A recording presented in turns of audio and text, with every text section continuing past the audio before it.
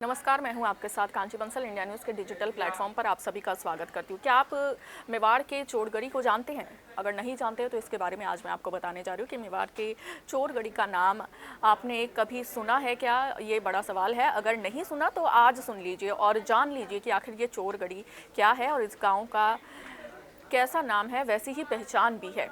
तो पहले इस गांव के लोग गाय, भैंस और बकरी चोरी किया करते थे, लेकिन बाद में समय में यहाँ के लोगों ने अपग्रेड किया और बाइक चोरी करने लगे। और वहीं मतलब पहले गाय और भैंस और बकरे चोरी करते थे, उसके बाद अपग्रेड हो गए यहाँ के लोग और बाइक चोरी करने लग गए।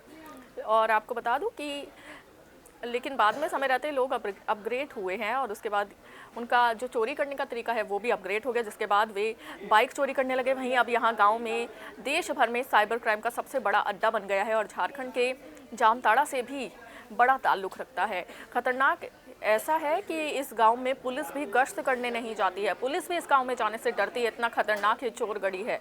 तो हम बात करें राजस्थान में भरतपुर के गांव चोरगढ़ी की। वैसे तो राजस्व रिकॉर्ड में ये गांव आज भी कावनकावास के नाम से दर्ज है, लेकिन बीते 50 साल से या इससे भी ज़्यादा समय से बोलचाल में इस गांव को शायद इस नाम से कभी पुकारा गया हो। और चाहे इस गांव के लोग यहाँ हों या कोई बाहरी हों, हर कोई इसे चोरगढ़ी के नाम से ही जानता है और मानता है। और इस गांव की खासियत की बात अब आपको कर लेती हूँ। दरअसल इस गांव में शिक्षा दर शून्य है, तो गांव के बुजुर्ग हों या बच्चे, महिला हों या पुरुष, कोई भी स्कूल नहीं जाता। और गांव में एक सरकारी स्कूल है, तो यहाँ छोटे बच्चे सिर्फ मिड डे मील खाने जाते हैं। वहीं जैसे ही इन बच्चों में थोड़ी समझ विकसित होती है, ये अपराध में शामिल हो जाते हैं। और इस गांव की एक और बड़ी खासियत है, वो ये है कि ये बच्चे भले ही पढ़ना लिखना नहीं जानते, लेकिन फर्राटेदार अंग्रेज़ी बोलते हैं। तो काफ़ी दिलचस्प ये गांव है।